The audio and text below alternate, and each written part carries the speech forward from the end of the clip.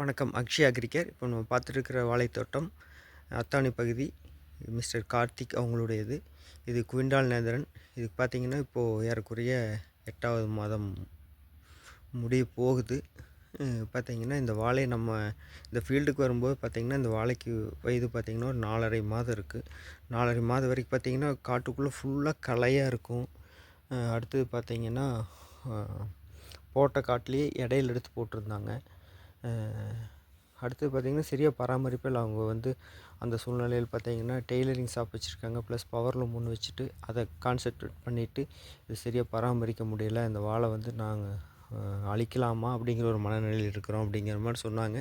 இது ஓரளவுக்கு வளர்ச்சி கொண்டு வந்து ஓரளவுக்கு வருமானம் வர மாதிரி பண்ணிக்க முடியுமா, ஈல்டு கொடுக்குற மாதிரி பண்ண முடியுமான்னு கேட்டாங்க.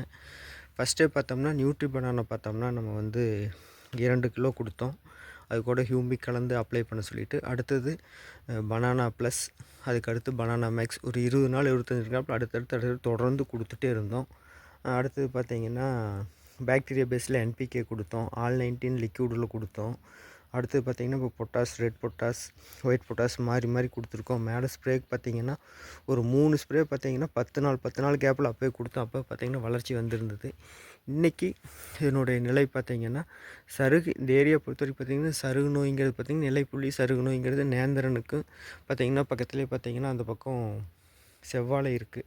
ரெண்டுக்குமே பார்த்திங்கன்னா இந்த ஏரியாவை பொறுத்த வரைக்கும் சருகுங்கிறது ரொம்ப அதிகம். அதுவும் பார்த்திங்கன்னா இவங்க தரைவழி பாசனம் தண்ணி நம்ம என்ன சொன்னாலும் அவங்க மைண்ட் செட்டு தண்ணி அதிகமாக கொடுத்தணும். கொஞ்சம் காய்ச்சலும் இருக்கும்போது கொஞ்சம் கண்ட்ரோல் பண்ண முடியும். அடுத்தது பார்த்திங்கன்னா உங்களுக்கு மெயினாக இந்த ஏரியாவில் இந்த ஒரு ஏறக்குறைய 2 மாதங்களாக ஒரு மேகமூட்டத்தோடவே இருக்கிறதுனால பார்த்திங்கன்னா வெயில் அடிக்கிறது, மழை பெய்கிறது, ப்ளஸ் அந்த ஒரு இதுலேயே இருக்கிறதுனால அந்த சாதகமான சூழ்நிலை பார்த்திங்கன்னா அந்த இலைப்புள்ளி பரவுறதுக்கு அதிகமாகிடுச்சு. இப்போ பார்த்திங்கன்னா தண்ணி ஃபுல்லாக கட்டி தான் விட்டுருக்காங்க. அடுத்து போட்ட காடு வேறு. இதுலேயே பார்த்திங்கன்னா உங்களுக்கு தாரெல்லாம் பார்த்திங்கன்னா ஒரு 7 சீப் கொண்டு வந்திருக்குறோம். அடுத்தடுத்து இதில் மெயின் என்ன சொல்லணும்னு கேட்டிங்கன்னா, நம்ம சொன்னதை அடுத்தடுத்து சரி பண்ணிக்கலாம், நாங்கள் சொல்கிற மாதிரி பண்ணிங்கன்னா 100% கொண்டு வந்துடலான்னு சொன்னோம். கட்டாயம் கொண்டு வந்து கொடுங்க அப்படின்னு சொன்னாங்க. இடையில புண்ணாக்கு கரைசல் ஒரு டைம் கொடுத்துருக்காங்க. 20க்கு 20 2 மூட்டை,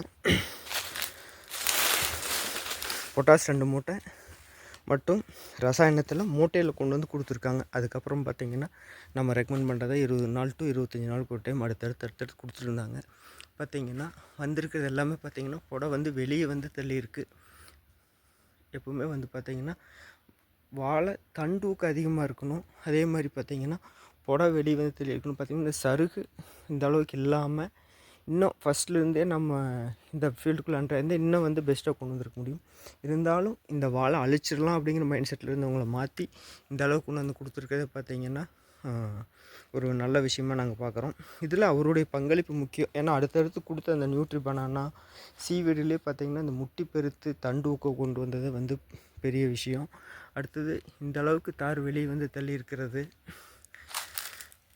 ஏன்னா ஒரு 20% பார்த்திங்கன்னா கண் வித்தியாசம் வரும். தாய்க்கண்ணிலிருந்து எடுக்கக்கூடிய அந்த ஒரு இம்யூனிட்டி நோய் தாக்கம் அந்த மாதிரி இருக்கும்போது பார்த்திங்கன்னா உங்களுக்கு ஒரு சில இடங்களில் ஒரு சில வாழைகள் பார்த்திங்கன்னா உங்களுக்கு அந்த ஊக்கம் குறைஞ்சிருக்கிறது பக்கத்துலேயே பார்த்திங்கன்னா நிறைய வாழை பார்த்திங்கன்னா ஒரு 20 to 25% பார்த்திங்கன்னா வாழை ஊக்கம் இல்லாமல் இருக்கும். இதில் இன்னும் நம்ம ஒரு 10% வரைக்கும் இன்னும் குறைச்சிருக்கலாம் ஆரம்பத்துலேருந்து பண்ணியிருந்தோம்னா.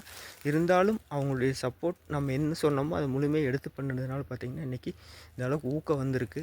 இதில் நம்ம பெரும்பாலும் ரசாயன உரமே 30 நாள் 40 நாளுக்கு ஒருக்க கொடுத்துட்டே இருக்கணும், அப்போ தான் சரியாக வரும் அப்படின்னு நிறையா அமினோ சேட்டலைட்டு அமோனியம் பாஸ்பேட் அந்த மாதிரி ஏஓபி எஸ்ஓபி எம்ஓபி இந்த மாதிரி நிறையா பேர் வச்சு நிறையா கொடுத்துட்டே இருக்கிறோம். பட் என்னென்னா எங்களை பொறுத்த வரைக்கும் பட்டம் கட்டும்போது 20க்கு 20 பொட்டாசு டிஏபி அந்த மாதிரி உங்களுக்கு என்ன கொடுத்துருக்கீங்களோ அந்த மாதிரி காம்பினேஷனில் ஒரு டைம் கொடுத்துட்டு அதுக்கப்புறம் வேறு எதுவுமே நீங்கள் கொடுக்க வேண்டிய அவசியம் இருக்காது. நம்ம கொடுக்குறத 30 to 35 நாளுக்கு ஒருக்கா கொடுத்துருந்தா போதும்.